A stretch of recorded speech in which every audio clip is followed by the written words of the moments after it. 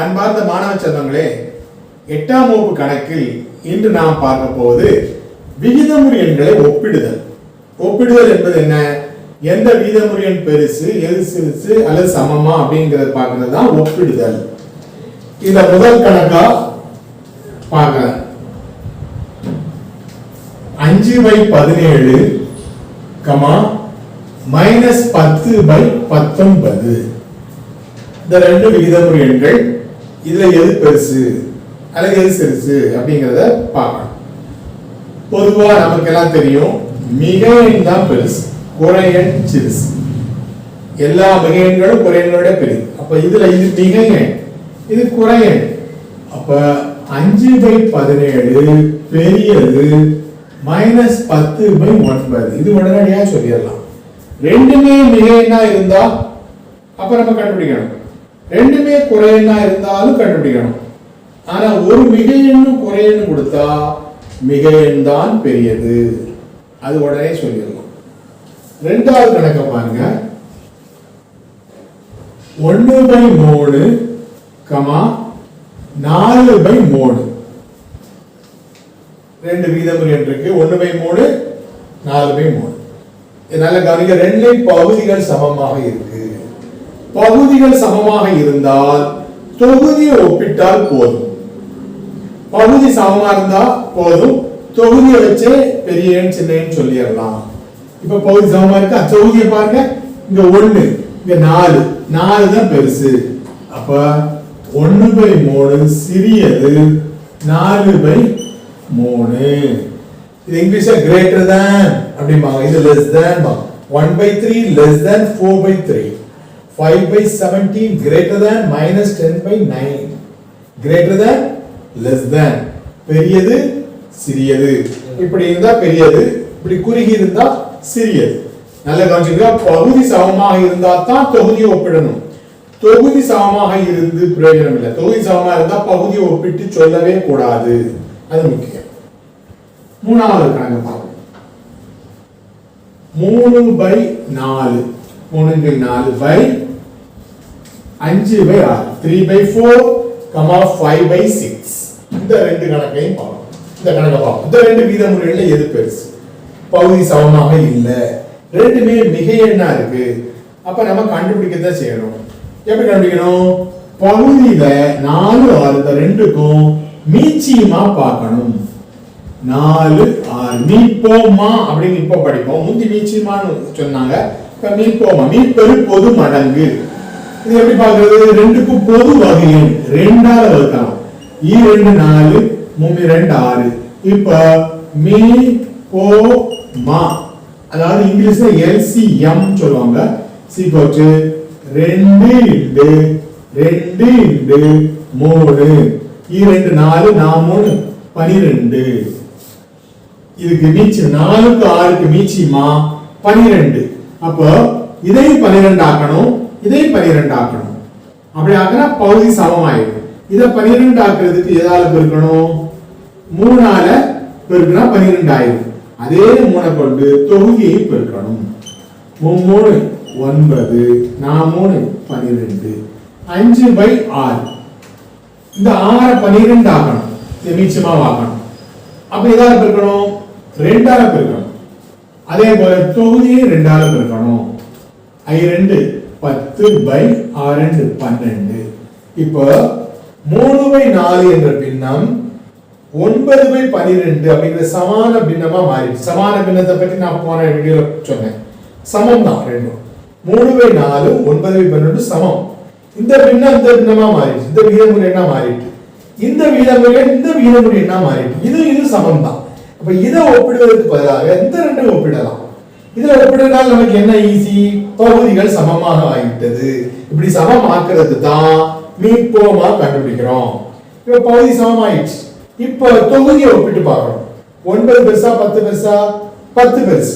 அப்ப இந்த விகிதமுறை எண்ணை விட இந்த விகிதமுறை எண் பெரியது. அப்ப 9/12 சிறியது 10/12. 10/12 பெரியது, 9/12 சிறியது. இதோட விட்டுக்கூடாது. 9/12 எதுக்கு சமம்? 3/4 சிறியது. 10/12 எதுக்கு சமம்? 5/6. இப்போ இந்த கணக்குல இதுதான் பெரிய பின்னம். அப்ப நல்ல கவனிங்க, ரெண்டு மிகை எண்ணாகவோ ரெண்டு குறை எண்ணாகவோ இருந்தால் பகுதி சமமாக இல்லை என்றால் அந்த பகுதிக்கு மீட்போமா பார்க்கணும். மீட்போமா பார்த்து பகுதி அது என்ன மீட்போமா வந்திருக்கு அதாக மாத்தணும். அப்படி மாத்தினா பகுதி சமமாயிடும். பகுதி சமமாயிட்டா தொகுதி ஒப்பிடலாம். விகிதமுறை எண் எது பெருசுங்கிறத கண்டுபிடிச்சிடலாம். நல்லா புரிஞ்சுக்கிட்டீங்களா? அடுத்த கணக்கை பார்ப்போம்.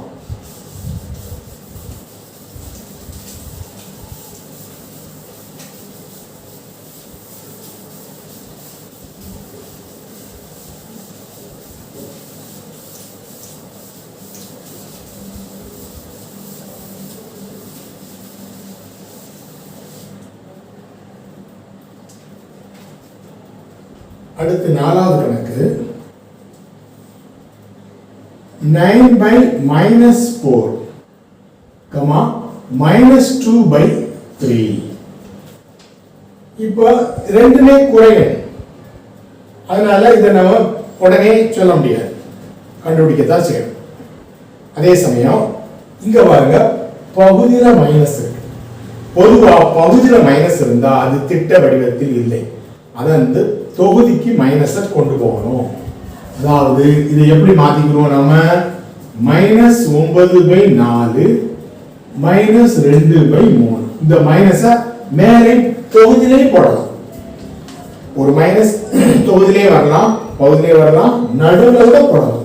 இதை இப்படி எழுதினாலும் சரிதான், இப்படி எழுதலாம். நடுவில் பகுதியில் இருக்கலாம், தொகுதியில் இருக்கலாம், நடுவில் இருக்கலாம். ஆனால் திட்ட வடிவம் என்பது ஒரு ஸ்டாண்டர்ட் ஃபார்ம் என்பது மைனஸ் வந்து தொகுதியில் இருப்பதுதான் ஸ்டாண்டர்ட் ஃபார்ம். ஸ்டாண்டர்ட் ஃபார்ம் திட்ட வடிவம் என்பது. இப்ப பாருங்க, ரெண்டு குறையன். அப்ப எது நம்ம கண்டுபிடிக்க முடியாது. அப்ப இந்த ரெண்டுக்கும் மீட்போமா பார்க்கணும். 4க்கு 3க்கு மீட்போமா பார்க்கிறதுக்கு இப்ப 4 3 போடுங்க. பொது வகை எண் இருக்கா? இல்ல, ஒண்ணுதான் பொது வகை எண்ணா இருக்கு. ஒண்ணு பொது வகை எண்ணா இருந்தா அது நமக்கு பிரயோஜனம் இல்லை. வேற ஒன்னை தவிர வேற பொது வகை எண் இல்லை. அப்படி இருந்தால் மீட்போமா என்பது ரெண்டையும் பெருக்கிறோம். இதனுடைய மீட்போமா 12, எல்சிஎம் 12. இப்ப இத 12 ஆக்கணும், இதை 12 ஆக்கணும். பாருங்க, -9/4. இந்த 4 12 ஆக்கணும். 4 எப்படி 12 ஆக்கலாம்? 3 பெருனா 12 ஆயிரும். அப்ப தொகுதியை 3 பெருக்கணும். -9 3 பெருக்கணும். மைனஸை பிளஸை பெருக்கினா -3 9 27 பை 3 12. அடுத்து -2/3. 3 எப்படி 12 ஆக்கலாம்? 4 பெருக்கி 12 ஆக்கலாம். அதே போல தொகுதி 4 பெருக்கணும். மைனஸை பிளஸை பெருக்கினா மைனஸ் 2 4 8 3 12. இப்போமா இது தானாவத்தை போடாம நேரடியாக போடுறது. இப்ப பாருங்க, இந்த பின்னம் இந்த விகிதமுறை எண் இந்த விகிதமுறை எண்ணுக்கு சமம், இந்த விகிதமுறை இந்த விகிதமுறைக்கு சமம். இப்ப இந்த ரெண்டு ஒப்பிடுறதுக்கு இதை ஒப்பிடலாம். பகுதிகள் சமமாக இருக்கு, தொகுதி ஒப்பிடலாம். தொகுதி ஒப்பிடும் போது -27 பெருசா -8 பெருசா? 27 பெருசா 8 பெருசா? 27 தான் பெருசு. ஆனா -27 பெருசா -8 பெருசா? -8 தான் பெரியது.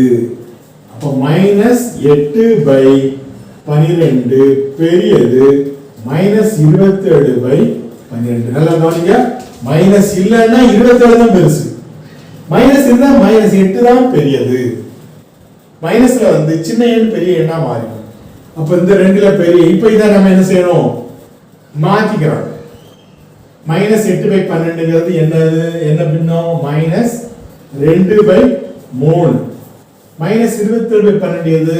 -9/4. இதுதான் பெரிய விகிதமுறை எண். அடுத்து 5வது கணக்க பாருங்க.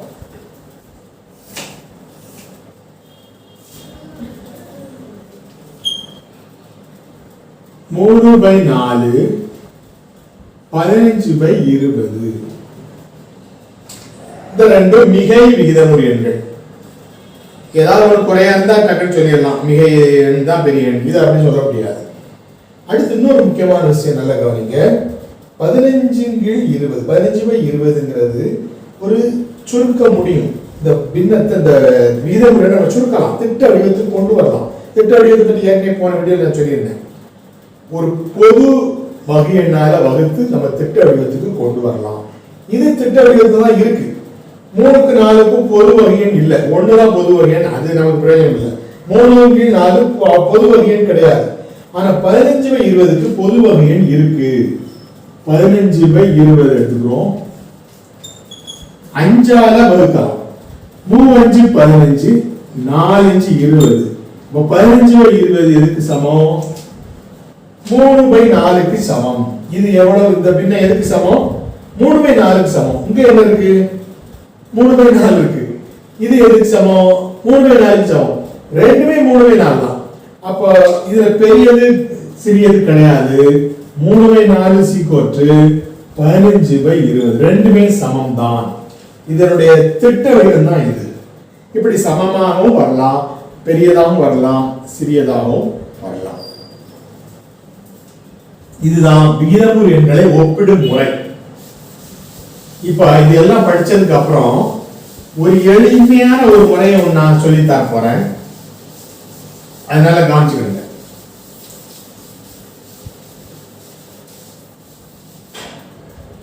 இப்ப பாட புத்தகத்துல என்ன முறையில விகிதமுறு எண்களை ஒப்பிடணும் அப்படிங்கிற முறையை நான் உங்களுக்கு சொல்லி தந்துட்டேன். இப்ப பாட புத்தகம் அல்லாம ஒரு எளிமையான முறையை சொல்லி புத்தகத்துல இருக்காது, நம்ம தெரிஞ்சுக்கலாம். ஒரு எளிமையான முறையை நான் சொல்லித்தரேன், ஒப்பிடுறது எப்படின்னு. அதை நீங்க தெரிஞ்சுக்கிடுங்க. ஆனா அதை பயன்படுத்தும் போது சில இடங்களை பயன்படுத்திக்கலாம். ஆனா முறையா நீங்க பரீட்சையில இந்த முறையில தான் செய்யணும். உதாரணமா 7/8, 5/6 இந்த ரெண்டுல எது பெரிய விகிதமுறு எண் அப்படின்னா, நம்ம இப்ப நான் ஏற்கனவே சொல்லிக் கொடுத்த முறைப்படி நம்ம என்ன செய்யணும்? பகுதி சமமாக இல்லை. அப்ப 8க்கும் 6க்கும் எல்சிஎம் பார்க்கணும், மீப்போமா பார்க்கணும். 2க்கு பொது வகை எது? 2. 4 2 8, 3 2 6. இதுக்கு மேல வகுக்க முடியாது. அப்ப மீ போ மா = 2 × 4 × 3. 2 4 8 3 24. அப்ப இந்த பகுதியை நம்ம எதா மாத்தணும்? 24ஆக மாத்தணும். 7/8. 8 எப்படி 24 ஆக்கலாம்?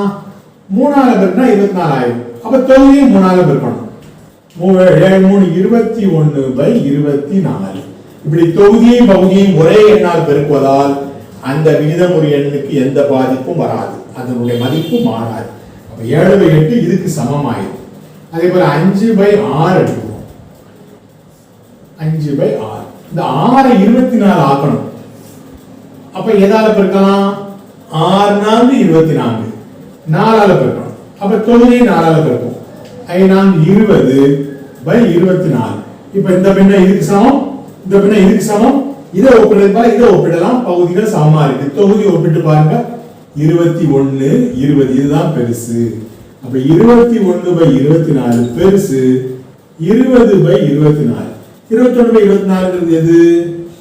7/8. 7/8 பெருசு. 5/6 இது 5/6. இது 7 5ஓட பெருசா இருக்கு, 6 8ஓட பெருசு இருக்கு, அதனால இது பெருசு அப்படின்னு சொல்லக்கூடாது. அப்படிதான் ஒப்பிடக்கூடாது. இந்த முறை தான் ஒப்பிடணும். இப்ப 7/8 பெரியது, 5/6. இத ஒரு எளிமையான முறையில எப்படி கண்டுபிடிக்கலாம்னு பாருங்க. 7/8 5/6. இத குறுக்கு பெருக்கி பார்க்கணும். 6 7 பெருக்கணும். 6 7 42. எண் 5 40. இப்ப இதை ஒப்பிட்டு பாருங்க. 42 பெருசா 40 பெருசா? 42 தான் பெருசு. அப்ப அதுக்கு கீழே என்ன இருக்கு? 7/8. 7/8 பெரியது, 5/6. இப்படி குறுக்கு பெருக்கல் மூலமா எளிதாக கண்டுபிடிக்கலாம். ஆனா கவனமா செய்யணும். மைனஸ் பிளஸ் வர்ற இடத்துல மைனஸே பெருக்கினா பிளஸ், வெவ்வேறு குறிய பெருக்கினா மைனஸ், ஒரே குறிய பெருக்கினா பிளஸ். அந்த இதை ஞாபகம் வச்சுக்கிட்டு கரெக்டா செய்யுது. எளிமையான முறை. இது புத்தகத்துல இப்போதைக்கு இல்லை, இந்த முறை தான் இருக்கு. நீங்க தெரிஞ்சுக்கிறதுக்காக இந்த முறையை சொல்லியிருக்கேன். இப்போ அடுத்து நம்ம பார்க்க போறது ஒரு 5-6 விகிதமுறைகள் கொடுத்துருவாங்க.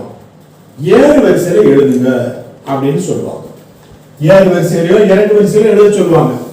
அதை எப்படி எழுதுறது அப்படிங்கிறத பார்ப்போம்.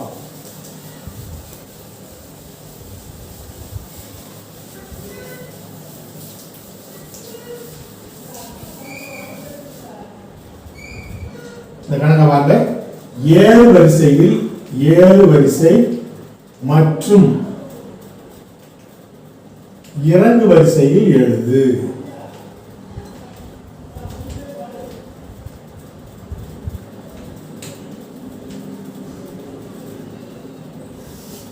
ஏழு வரிசையில் எழுதணும், இறங்கு வரிசையில் எழுதணும். அப்படி எழுதணும்னா எல்லா விகிதமுறு எண்களும் எது பெருசு முதல்ல 7 வரிசைனா சின்ன நம்பர்ல இருந்து பெரிய நம்பர் படி ஏறும்போது சின்ன முதல்ல சின்ன படி அடுத்து பெரிய படி அப்படி மேல. இறங்கு வரிசைனா பெரிய படியில இருந்து சின்ன படி இறங்கும். அப்ப இறங்கு வரிசைங்கிறது பெரிய நம்பர் சின்ன நம்பர். அப்ப இதை நம்ம வரிசைப்படுத்தினா மட்டும்தான் 7 வரிசை இறங்கு வரிசை எழுத முடியும். இப்ப எண்கள் என்னன்னு பாருங்க. விகிதமுறு எண்கள் -3/5, 7/-10, -15/20, 14/-30, -8/15. இதை 7 வரிசை எழுத 1 2 3 4 5 நம்பரை ஒப்பிட்டு 7 வரிசை அல்லது இறங்கு வரிசையில நாம எழுதணும். அதுக்கு முன்னாடி இந்த மைனஸ் எல்லாம் ஒழுங்குபடுத்திக்கிறோம். இந்த தொகுதியில மைனஸ் இருக்கு, பிரச்சனை இல்லை. இங்க பகுதியில மைனஸ் இருக்கு, தொகுதியில போட்டுக்கணும். இங்க பகுதியில இருக்கு, தொகுதியில போட்டுக்கணும். அப்போ -3/5, -7/10, -15/20, -14/30, -8/15. அடுத்து நான் முந்தைய சொன்ன மாதிரி பகுதிகள்லாம் சமமா இல்லை. அப்போ அதுக்கு என்ன செய்யணும்? மீட்போமா பார்த்தோம். 2 நம்பருக்கு தானே பார்த்தோம். இப்போ 1 2 3 4 5 நம்பருக்கு பார்க்கணும். ஒரே இடத்துல 5 நம்பருக்கு பார்க்கலாம். எப்படி பார்க்கணும்? 5 10 20 30 15. இப்ப எல்லா எண்களாலும் வகுப்படக்கூடிய ஒரு பொது வகை எண் எது? ஒரு நம்பர் 5ஆலோ 0லயோ 5லயோ முடிந்தால் அந்த எண் 5ஆல் வகுப்படும் அப்படின்னு படிச்சோம். 6வது வகுப்புல வருது. ஒரு எண் 0லயோ 5லயோ முடிந்தால் 5ஆல வகுப்படும். இதெல்லாம் 0ல முடியுது, 5ல முடியுது. அப்ப 5ஆல வகுக்கலாம். 4 5, 7 10, 4 20, 6 30, 3 15. அடுத்து எல்லா நம்பரும் பொதுவா வகுப்படுற மாதிரி இல்ல. இந்த 2 நம்பருக்கு 3ஆல வகுப்படும். அப்ப 3ஆல வகுக்கலாம். இது அப்படி போட்டுறணும். இது 3ஆல வகுப்படாது, அப்படி போட்டுறணும். இது 3ஆல வகுப்படாது, அப்படி போட்டுறணும். இது 3ஆல வகுப்படும். 2 3 6, 1 3 3. அடுத்து எல்லா நம்பரும் பொது வகையில் இல்ல. ஆனா இந்த 3 நம்பர் 2ஆல வகுப்படும். அப்ப 2 போடுங்க. 1 அப்படி போட்டு 2 2ஆல வகுத்தா 2, 4 2ஆல வகுத்தா 2 4, 2 2ஆல வகுத்தா 2, இந்த 1 அப்படி போட்டுறணும். அவ்வளவுதான். இதுக்கு மேல ஒண்ணு செய்ய முடியாது. 2 1 தனித்தனியா இருக்கு. இப்போ மீ போ மா இது எல்லாத்தையும் பெருக்கணும். 5 3 2 1 விட்டுறலாம். 1 கொண்டு எந்த நம்பர் பெருக்கோ அதே நம்பர் தான் வரும். 1 விட்டுறலாம். 2 போடு. 5 3 15, 15 2 30, 30 2 60. அப்ப மீட்போமா என்ன? 60. இந்த எல்லா 5 நம்பருக்கும் பொதுவான மடங்கு 60. இப்போ எல்லா பகுதியும் நம்ம என்ன செய்யணும்? 60 ஆக்கணும். -3/5. 5 எப்படி 60 ஆக்கலாம்? 12ஆல பெருக்கணும். இங்க மேலே தொகுதியை 12ஆல பெருக்கணும். பிளஸை மைனஸை பெருக்கினா மைனஸ். 3 12 36, 5 12 60. அப்ப -3/5 என்பது -36/60. ரெண்டாவது என்ன நம்பர்? -7/10. -7/10. 10 எப்படி 60 ஆக்கலாம்? 6ஆல பெருக்கினா 60 ஆகும். அப்ப இங்கே 6ஆல பெருக்கணும். மைனஸையும் பிளஸையும் பெருக்கினா மைனஸ். 7 6 42, 6 10 60. இட பற்றாக்குறை இருக்கிறதுனால கொஞ்சம் இதை அழிச்சு செய்யலாம். இது கவனிச்சுக்கிட்டே எப்படி நம்ம மீட்போமா பார்த்தோம்.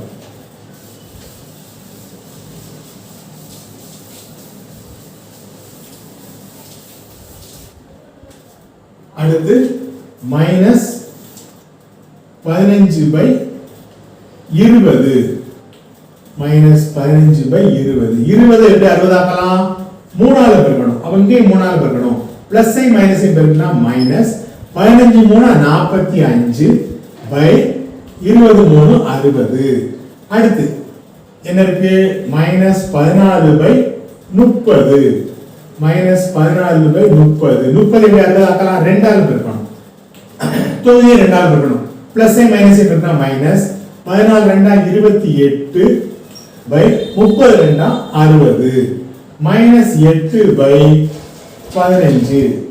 மைனஸ் 8/15 15 எப்படி 60 ஆக்கலாம் 4 ஆல பெருக்கணும் இங்கே 4 ஆல பெருக்கணும் பிளஸ் ஐ மைனஸ் பெருக்கினா மைனஸ் 8 32 பை 15 60 இப்ப எல்லா நம்பரையும் பகுதி 60 இருக்கிற மாதிரி மாத்திட்டோம் அப்போ இங்க மைனஸ் 36 இங்க மைனஸ் 42 இங்க மைனஸ் 45 மைனஸ் 28 மைனஸ் 32 எல்லாத்துலயுமே மைனஸ் வருது இப்ப நம்ம சொல்லலாம் அது பாருங்க ஏறு வரிசை சின்ன நம்பர் எது அப்படின்னு பார்த்தா மைனஸ் 42 மைனஸ் 45 மைனஸ் 20 மைனஸ் 45 தான் ரொம்ப சிறுசு மைனஸ் 45/60 அதை விட பெருசு மைனஸ் 45க்கு அடுத்து பார்த்தா மைனஸ் 42 மைனஸ் 42/60 அதை விட கொஞ்சம் பெருசு இது மைனஸ் 36 மைனஸ் 36/60 அதை விட கொஞ்சம் பெருசு இது மைனஸ் 32 மைனஸ் 32/60 அதை விட பெருசு மைனஸ் 28/60 1 2 3 4 மைனஸ் 45 ரொம்ப சிறுசு இது அதை விட கொஞ்சம் பெருசு இது அதை விட பெருசு இது அதை விட பெருசு இது அதை விட பெருசு இப்ப ஏறு வரிசைனா சின்ன நம்பர்ல இருந்து பெரிய நம்பருக்கு எழுதிட்டோம் அப்ப இறங்கு வரிசை இப்ப இதை நான் அழிச்சுக்கிறேன் என்ன உங்களுக்கு இதெல்லாம் பார்த்துட்டீங்களா எப்படி செஞ்சேன்னு அழிச்சுக்கிறேன்